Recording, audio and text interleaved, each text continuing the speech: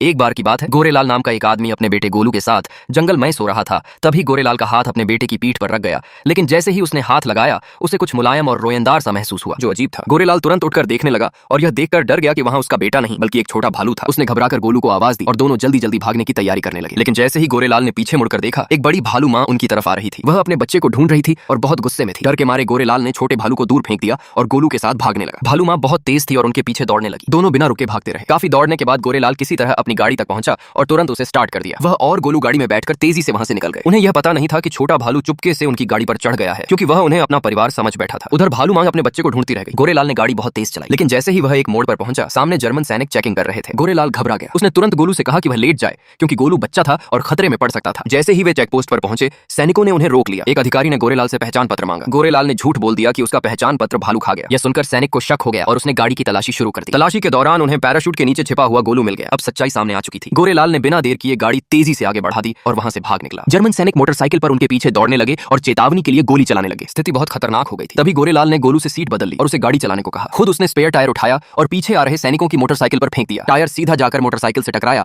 और वह गिरकर ढेर हो गई। कुछ ही देर में एक और मोटरसाइकिल पास आ गई। गोरेलाल ने फिर एक टायर उठाया और उसे भी फेंक दिया। इस बार भी उसका निशाना सही लगा, लेकिन गाड़ी में ज्यादा टायर नहीं थे और जल्द ही सारे खत्म हो गए। गोरेलाल फिर से ड्राइविंग सीट पर आ गया। थोड़ी देर बाद गाड़ी की रफ्तार कम होने लगी। गोरेलाल ने जितना भी एक्सीलेटर दबाया, गाड़ी तेज नहीं हो रही थी। तब गोलू ने ध्यान से देखा और बताया कि गाड़ी के पीछे लगा पैराशूट खुल गया है, जिससे गाड़ी धीमी हो रही है। उसी समय पीछे से सैनिकों की आखिरी दो मोटरसाइकिलें भी करीब आ गईं। अब बचना मुश्किल लग रहा था। गोरेलाल ने तुरंत गाड़ी में रखा चाकू उठाया और पैराशूट की रस्सी काट दी। पैराशूट उड़कर पीछे गया और उसने सैनिकों को ढक लिया। उनकी मोटरसाइकिलें रुक गईं। इस मौके का फायदा उठाकर गोरेलाल, गोलू और वह छोटा भालू वहां से दूर निकल गए। इस तरह समझदारी और हिम्मत से उन्होंने इस खतरे से खुद को बचा लिया।